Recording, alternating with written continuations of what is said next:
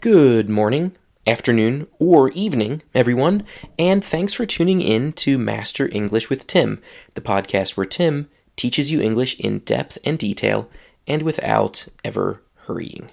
I'm Tim, native speaker of English from the United States, English teacher since 2005, polyglot, world traveler, podcaster for 95 episodes, and author of several resources for learning English. In this week's episode, I'm going to tell you all about just one verb that has a lot of surprising functions or meanings. Now, usually, when people think of a verb that has a lot of different meanings, they think first of get. But I already talked about get way back in episode 6. So, which multifunction verb am I going to tell you about today? Well, I'm not going to tell you so quickly. Instead, I'm going to give you several sentences where this key verb is missing and see if you can guess which verb is needed there. You'll need to use different forms of the same verb in every sentence. Remember, one verb, not two, not three, always the same verb, but sometimes different forms. 7 sentences. 1. We someone paint our bedroom. 2. My mom me when she was 30 years old. 3. After I ran 10 kilometers, I a big, nice, cold drink. 4. Every 5,000 kilometers, you need to the oil in your car changed. 5. Bob is graduating from university next month, so his family is going to a big party. 6. Don't come near me. I COVID. 7th and last, she 4 daughters. So, I think that especially towards the end, you were able to guess which verb needed to be in every sentence. The multifunction verb that we used in every sentence, each time with a different meaning, was have. Maybe you think that you know this verb well, but the truth is that have has quite a few meanings and constructions, and most of my students are surprised by at least a couple of the meanings. But if you have a more advanced level of English and you're really certain about your level, you still might have some things to learn in this episode, because I've included just a bit of more advanced vocabulary this week to keep things interesting for you. One thing I will not talk about in this week's episode, though, is the use of have in the perfect verb tenses, like the present perfect. That's a big topic and something I'll talk about another time. Okay, let's get started. So the first thing that we need to do is to talk about the forms, the different forms of the verb have. They are I have, you have, she has, he has, it has, we have, they have. Also, nobody has, somebody has, everybody has. That last one, everybody has, is one that people often make a mistake with. But yes, everybody is singular, like he, she, or it. So he has, she has, it has, everybody has. So you might question this logic and say, wait a minute, everyone is lots of people. It's like they, and they have. But in English, our logic is that everyone is just one group, and group is it. So it has, everyone has. Okay, so now let's look at the most basic meaning of have. We use have to say that something is ours, that it belongs to us, that it's in the same place with us. We can have lots of categories of things. We can have things, we can have emotions, we can have a son or a daughter, we can have thoughts, or even sicknesses. 5 examples. 1. They have a really nice house on a hill above the Potomac River. 2. How many kids do you have? Oh, we have 2 daughters and a son. 3. In our family, we have a lot of cousins. Around 20 of them, actually. 4. How are you doing? Oh, not great. I have COVID again, so I have to miss the party you're having tomorrow. 5th and last. Don't go near her. She's sick and she's not sure if she has a cold or the flu. This is a good opportunity to review a basic fact about our verb have with the meaning of something belonging to a person. With this specific meaning of have, and not with the others, you can say either have or have got. There is no difference in meaning between these two options. There are 2 things to remember, though. The first is about geography. English speakers from all different countries use both have and have got. But in North America, have is more common, while in Great Britain, have got is the more common choice. The second thing to remember is about auxiliary verbs. With the more North American option, have, we use the auxiliary do to make questions and negative statements. Here are 4 examples. 1. Do you have a driver's license? 2. Does everyone have the Wi-Fi password? 3. I don't have time for your silly problems. 4th and last, we don't have enough vegetables to make a salad. On the other hand, the more British option, have got, does not add an auxiliary. So to make questions, we say, have you got, or has she got, or whatever, and for negative statements, we just add not. 4 examples. 1. Have you got any brothers or sisters? 2. Has everyone got the invitation to the Zoom call? 3. I haven't got time for your silly problems. 4th and last, we haven't got enough vegetables to make a salad. And that means we can now move on to the next meaning of have, the second meaning, which is connected with hosts. Let me take a second to explain what a host is before I come back to our target verb, have.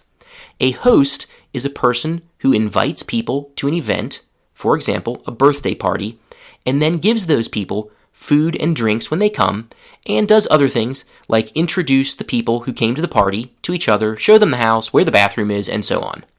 The word host can also be a verb.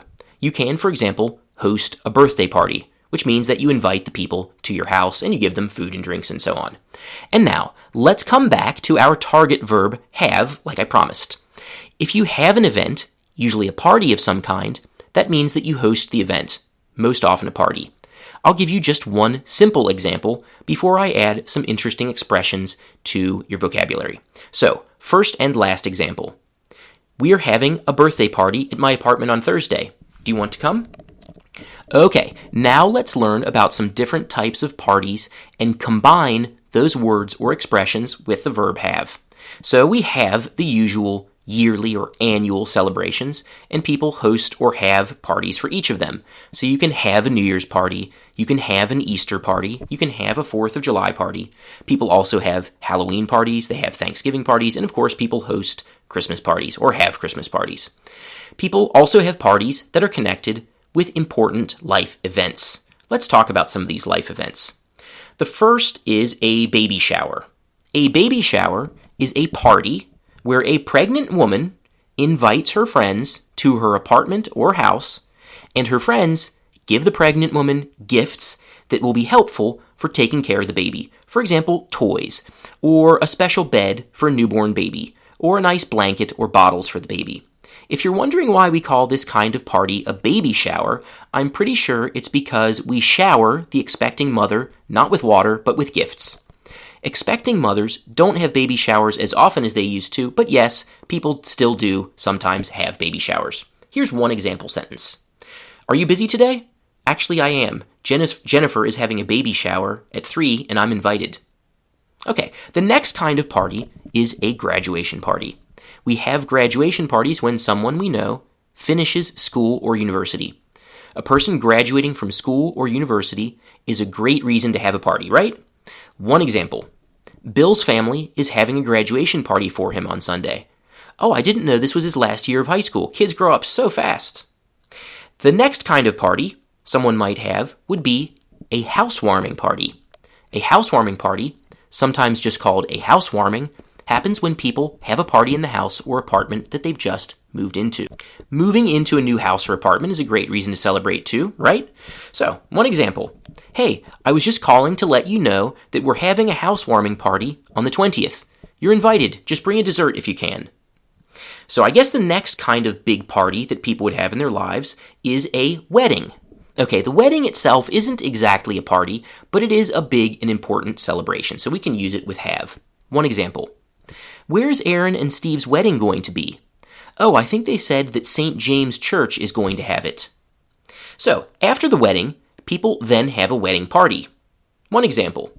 After Aaron and Steve got married, they had a huge wedding party at their house. So, another kind of life event party is a retirement party. Retirement is the period of a person's life, usually after age 65 or so, when they stop working and start hopefully spending more time with family and traveling and so on. And the end of a long career is a big and important event, so people have retirement parties. So, one example. My mom is going to finish her career as a teacher in a few months, so we're going to have a nice retirement party to celebrate. All right, now we are done with all of the kind of hosting meanings of have, and we're ready for the third meaning of this verb. That meaning of have is to eat or drink something. There is one limitation on this use of have, which is that we need to say what you ate or drank. In restaurants, you can often hear the waiter or waitress say, "What will you be having today?" Here's an example of an answer. "I'll have a Caesar salad with shrimp, please." Here are a couple more examples. 1. We had a lot of really heavy food when we were on vacation in France. True story. Second and last, I always have a bottle of sports drink after I work out at the gym. There is a small variation on this construction where we say that we had something for breakfast or lunch or whatever. 4 examples. 1. I usually have just an apple for breakfast or just have nothing at all. 2. We had leftover pizza for lunch today. 3. They had barbecue for dinner. 4th and last. A lot of American kids have a banana with peanut butter for their afternoon snack. Okay, now it's time for the fourth use or meaning of have. So, believe it or not, have can also mean to give birth to a baby, or even a kitten or a puppy. 5 examples. 1. My mom had me when she was 30 years old. Means she gave birth to me when she was 30. 2. My parents were, of course, super happy when I told them that my wife was going to have a baby. 3.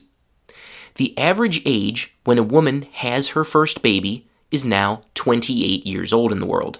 Still, there is a lot of variation around the world. For example, in the small country of Andorra, women have their first baby, on average, at age 33, while in Uzbekistan, women have their first child at 23 and a half. 4. Did Elena have her baby yet? 5th and last. My dog had 6 puppies last week, so I'm looking for friends or friends of friends who want to have a dog. So in that last sentence, you could hear 2 different meanings of the verb have. Let's just listen to that again so you can identify them. My dog had 6 puppies last week, so I'm looking for friends or friends of friends who want to have a dog. Okay, now we're ready for our last meaning of have, and it is the most difficult one. So even though we have only one meaning, we have 2 constructions for this meaning, which is why it's kind of difficult. For now, let's focus on just one construction. I will give you 3 examples of it. After I read the examples, we will talk about the construction that the examples use and the meaning that this construction communicates. 1. We had an architect redesign our kitchen. 2. Bob had his uncle repair his computer. 3rd and last. I always have our neighbors collect our mail when we're on vacation. Okay, so the construction is pretty simple. We have a subject, then we have the person who someone asked for help, then we have the base form of the verb. So Bob, subject, had, his uncle, that's the person he asked, and then an action, base form of the verb, repair. Bob had his uncle repair his computer.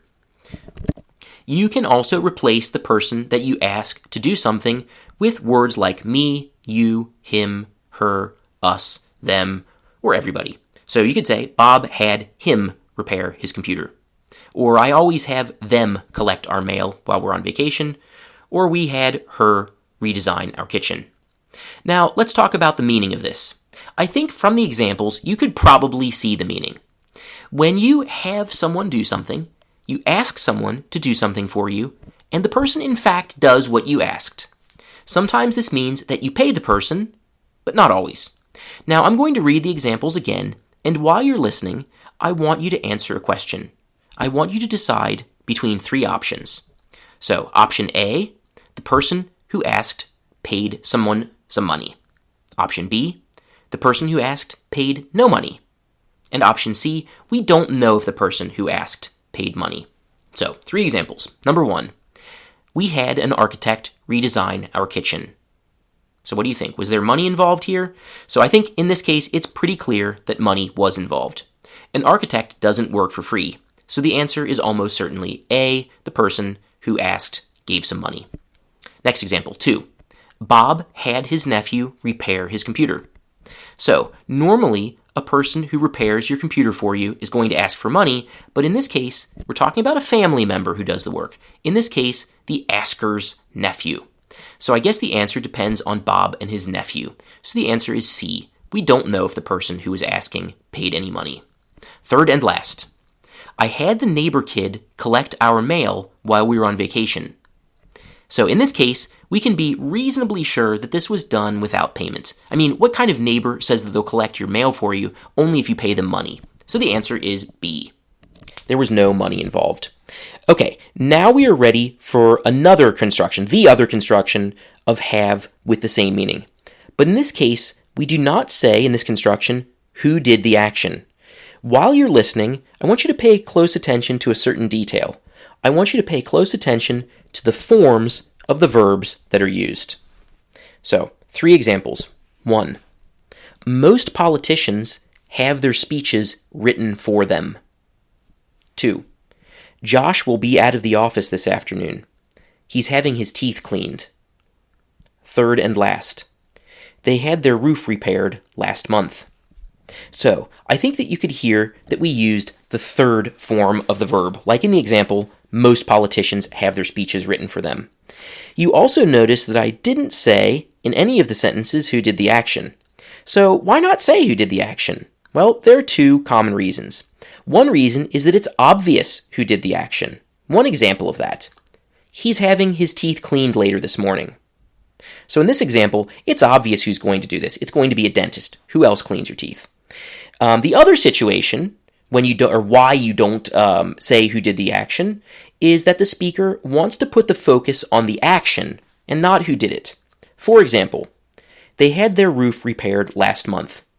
In this example, the focus is on the action, the roof getting repaired, and not whichever contractor did the work. I mean, what does it matter who did it? And okay, there is one more detail about this last construction where we don't say who did the action. The last detail that I need to add is that you can add the preposition by and a person to in fact say who did the action. One example, they had their roof repaired last month by the most experienced contractor they could find. Okay, before we finish for this week, I want to add just 2 small things. One is that if you want to learn more about have and have got, and hear some British English while you're doing it from my friend Christian and colleague, then listen to episode 58.